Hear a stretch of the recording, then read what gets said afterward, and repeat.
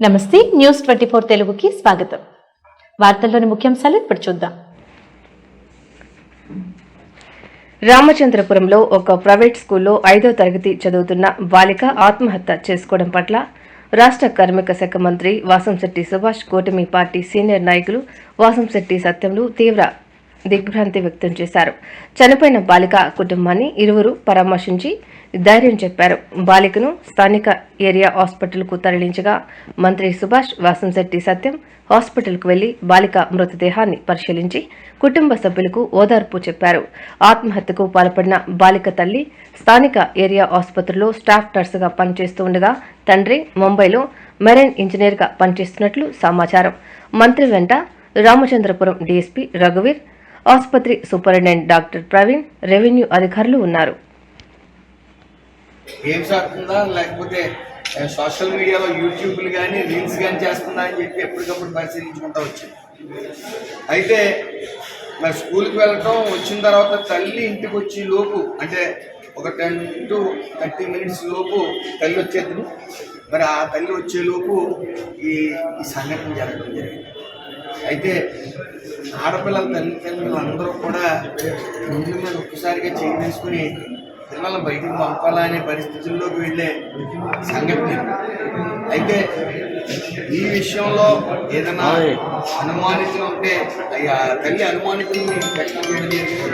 Into అంటారు కొడుకుని కస్టడీలోకి డిఎస్పీ గారు, అలాగే సిఏ గారు అందరూ కూడా, ఎస్ఐ గారు అందరూ వెళ్ళి ఆ కస్టడీ తీసుకోవడం, అలాగే ఏదైతే టెస్టులు ఉన్నాయని ఫోరెన్సిక్ ల్యాబ్కి పంపడం, ఇంచుమించు ఒక వారం లోపల ఈ రిపోర్ట్స్ అన్ని రావడం జరుగుతుంది.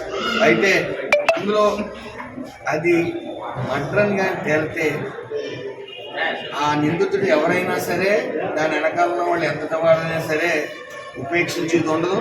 మళ్ళీ సభ్య సమాజం అంతా కూడా మళ్ళీ ఉలిక్కి పడతారు.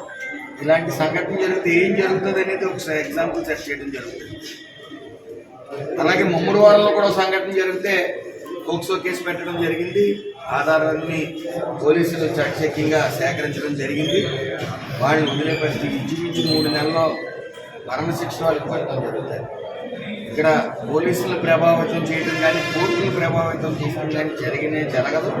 ఎవరు ఏ అపోహలకి పోవద్దని చెప్పి నేను విన్నవించుకుంటా ఉన్నాను. పోలీసులు ఎన్డీఏ కూటమి ప్రభుత్వంలో చాలా చాకచక్యంగా పనిచేస్తూ ఉన్నారు. 1% డీవియేషన్ లేకుండా అవతల వాళ్ళు ఎవరైనా సరే ఉపేక్షించే ఆలోచన కూడా లేకుండా మరి 13 నెలల పాలన సాగుతూ ఉంది. ఎవరు ఏ అపోహలకి పోవద్దని దయచేసి కొంతమంది ధర్నాలు కూడా చేస్తూ ఉన్నారు. వాళ్ళందరికీ చెప్తా ఉన్నాం, అలాంటి చర్యలకు పాల్పడద్దు. ఏదైతే అది మర్డర్ అయితే మాత్రం పోలీసులు చాలా సివియర్ యాక్షన్ తీసుకోవడం జరుగుతుంది. న్యాయ వ్యవస్థ ఉంది, ఎట్టి పరిస్థితులు వాళ్ళు ఉపేక్షించేది ఉండదని మీకు తెలియజేసుకుంటూ, పోలీస్ శాఖ కూడా వెంటనే చాలా కట్టుదిట్టంగా టెస్టులు పంపే విషయంలో కానీ, వెళ్ళి ఎంక్వైరీ చేసే విషయంలో కానీ నిమగ్నమై ఉన్నారు. ఏ విషయం ఉన్నా సరే నెక్స్ట్ మినిట్ పోలీసులు ఇన్ఫార్మ్ చేయడం జరుగుతుంది. దానిపైన యాక్షన్ తీసుకోవడం కూడా జరుగుతుందని మీకు తెలియజేసుకుంటాం.